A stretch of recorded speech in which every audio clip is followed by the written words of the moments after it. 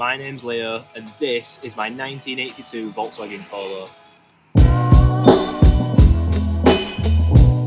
A Gambia Red Classic C to be specific, otherwise known as the Derby. On paper, it's a tiny saloon with a 1.1 litre engine and a 4-speed gearbox, but in reality it's something much rarer.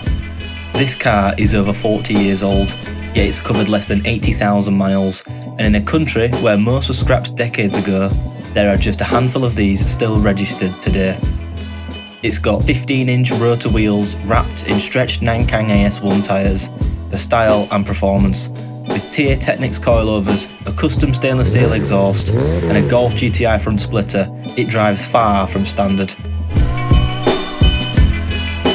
Inside has been modernised with 3mm sound deadening and a hidden modern audio system, but with tactile knobs, switches and gauges, it's a perfect blend of modern comfort and a timeless nostalgic feel.